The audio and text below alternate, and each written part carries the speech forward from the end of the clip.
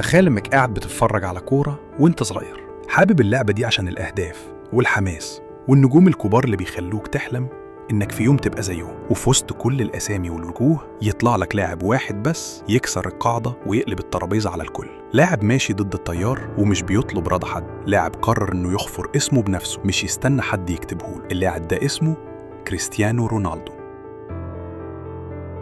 القصة دي مش قصة لعيب بيجيب جوان وبس، لأ، دي قصة مقاتل ضد أكبر مؤسسة كروية في العالم اللي هي الفيفا. كريستيانو من أول يوم ما حبش يبقى تحت جناح حد، ما بيحبش المجاملات ولا بيطبل عشان ياخد جايزة ولا يترشح لجايزة، بيشتغل وبيسيب رجله هي اللي تتكلم. بس المشكلة إن الفيفا كانت دايماً شايفة إن اللعيب اللي مش مطيع ليهم ولا بيرضخ للكاميرات ولا بيمشي ورا مصالحهم يبقى لازم يتكسر، وده اللي حاولوا يعملوه فيه من زمان. تفتكر إن دي نظرية مؤامرة؟ تعال أقول لك التفاصيل. أول ما رونالدو ابتدى يلمع مع مانشستر يونايتد وبعدها الريال، كان بينافس ميسي موسم ورا موسم. الجمهور شايف أرقام، بطولات، أهداف خرافية، لكن في الآخر مين اللي بياخد الكرة الذهبية؟ ميسي.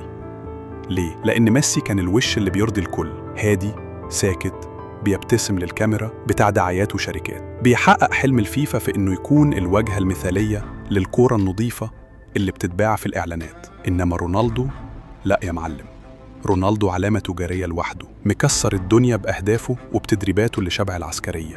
عارف لما بلاتر نفسه اللي كان رئيس الفيفا يطلع على المسرح ويقولك رونالدو عامل زي العسكري؟ مش بس كده، ده كمان يقلده قدام الصحافة ويعمل إيده كأنه بيظبط شعره ويقولك ده بتاع مرايات. يعني إيه؟ يعني عايز يقول للناس ده مغرور ومش متربي وما ينفعش يكون الوش اللي يمثلنا. بس رونالدو ما ردش بكلام، رد في الملعب، جاب هاتريك في السويد في الملحق، رد في دوري الأبطال بإنه بقى الهداف التاريخي، رد بالألقاب اللي شالها مع اليونايتد والريال، وحتى لما الناس قالت إنه خلص راح اليوفي ورفع الدوري هناك.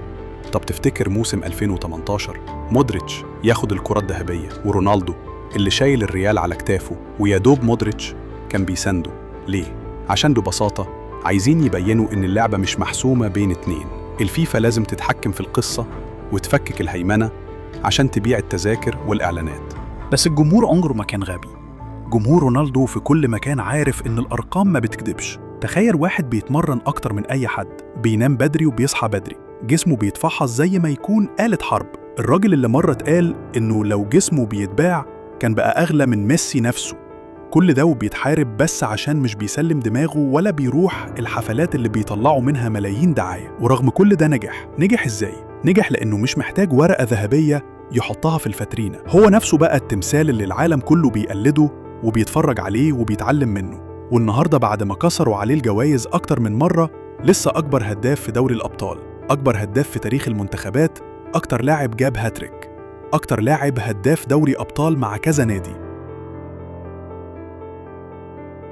ولسه بيقول أنا قدام ومحدش هيقرر لي إمتى أوقف. الفيفا بكل نفوذها وفلوسها ما قدرتش توقفه ولا تكسره ولا تقلل من أسطورته، بالعكس خلت قصته أعظم، خلت الجمهور يحبه أكتر عشان بيمثلهم، بيمثل أي واحد بيشتغل بعرقه ودماغه، بيمثل الحلم اللي ما بيتباعش في حفلات ولا بيتعلق في مكاتب، بيمثل الجايزة اللي بتتكتب بأقدامك مش بأصوات ناس في قاعات مكيفة. وعشان كده النهاردة وانت بتتفرج عليه حتى في النصر أو مع البرتغال أو في أي نادي، اوعى تفتكر إنك بتتفرج على لاعب بس، انت بتتفرج على حكاية، قصة كفاح، قصة واحد قال للفيفا لأ وكمل لوحده، قصة واحد هيفضل يقول للزمن كله إن المجد مش بيتباع ولا بيتشحت، المجد بتصنعه برجلك وعقلك وعرقك وانت شايل الملايين اللي بيحبوك فوق دماغك. دي كانت حكاية كريستيانو مع الفيفا واللي لسه هيكملها عشان يعرف العالم كله إن في النهاية الكرة الذهبية الحقيقية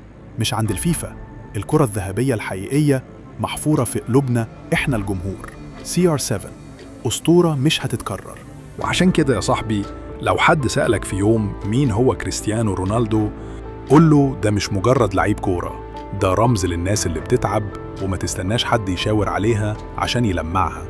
ده الدرس الحي إن النجاح مش بتصفيق لجنة ولا حفل بيتعمل تحت الأضواء. النجاح الحقيقي بيتبني في التمرين، في العرق، في اللحظة اللي بتكسر بيها رقم كان الناس فاكره مستحيل، وبيتكتب في قلوب ملايين من الجمهور اللي فاهم يعني إيه واحد زيه يستاهل كل تقدير.